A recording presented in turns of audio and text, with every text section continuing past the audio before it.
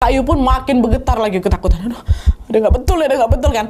Tapi belum sempat mereka melarikan diri dari sana, tanpa sengaja Baniah malah nengok dia ke belakang. Disitulah Baniah kaget sekaget-kagetnya ketika dia melihat bahwa ternyata yang mengikuti mereka adalah, bayangkan sama kalian ya, sosok perempuan tanpa leher. Sosok yang lagi ramai dibicarakan sama warga desa nih, akhirnya mereka nengok juga. Nah, sosok perempuan tanpa leher, dan bukan hanya nggak punya leher, seremnya lagi sosok itu juga berjalan terbalik.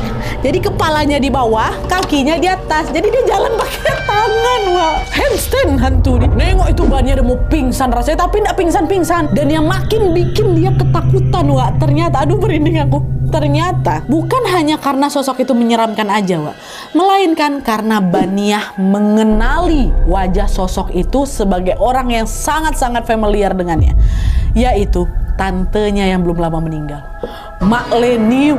Ya Allah, astagfirullahaladzim. Nengok itu kan, astagfirullahaladzim, Mak Leni, kata gitu kan. Nah, di saat yang sama sosok itu masih terus tuh berjalan tuh, menggunakan tangan yang sambil handstand tuh, terus senyum dia mandang si Baniah sama Ayu.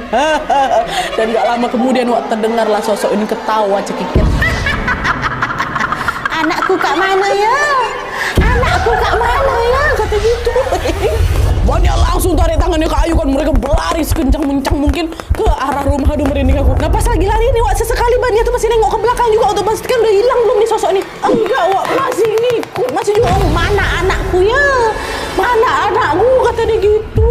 Pun waktu itu udah gak pakai tangan lagi, udah melayang itu posisinya, tapi masih terbalik ya, kakinya kepala di bawah, kaki di atas. Masih terus ketawa-ketawa cekikian juga itu Mak Leni, dan berkali-kali ya nanyain hal itu, mana anakku gitu. Nah di situ Baniah nengok Kak Ayu ini mulai membacakan doa sambil terus tetap berlari, bergandengan tangan nih sama si Baniah.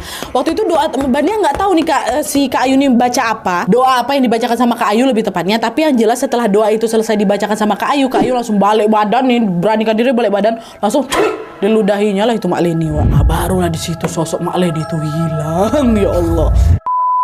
Nah setelah sosok Mak Leni tadi menghilang, Baniah dan Kak Ayu pun bisa melanjutkan perjalanan mereka pulang ke rumah dengan perasaan gemetar. Sesampainya di rumah, ayah sama ibu langsung ngajak mereka makan malam tuh. Di meja makan, Baniah dan Kak Ayu pun mulailah menceritakan kejadian horor yang nimpa mereka tadi, Lalu nih di tengah lagi cerita-cerita kayak gitu, tiba-tiba ayah memperhatikan Baniah. Baniah kok kenapa? Dari tadi kok cuman ngaduk-ngaduk nasi aja, nggak mau makan kau, nggak lapar kau, kata bapaknya kan. Dengan lesu waktu itu Baniah bilang, Baniah nggak nafsu makan lah ya, masih kepikiran sama cerita tadi sama penampakan Mak Leni tadi tuh loh ya, nggak nafsu makan Baniah. Udahlah Baniah langsung tidur aja ya, kata gitu. Nah belum sempat ayah sama ibunya mengatakan apa-apa, Baniah udah lebih dulu bangkit dari meja makan itu dan beranjak masuk ke dalam kamarnya. Awalnya waktu itu ayah sama ibu ini masih memaklumi sikap Baniah, ya mungkin kan dia masih trauma, masih shock kali sama penampakan yang ditengok.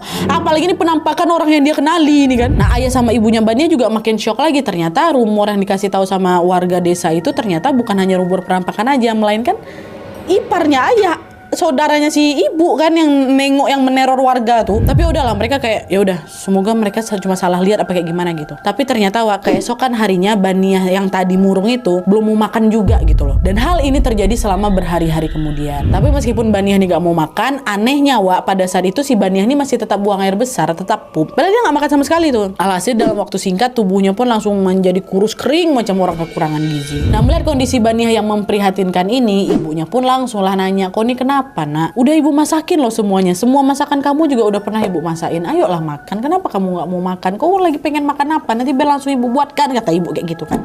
Nah dengar ucapan itu dengan santai si Baniah bilang apa? Wah ibu, ini Baniah masih makan ya? Tengok mulut Baniah, lagi makan ini kan. Itu katanya. Alah anakku.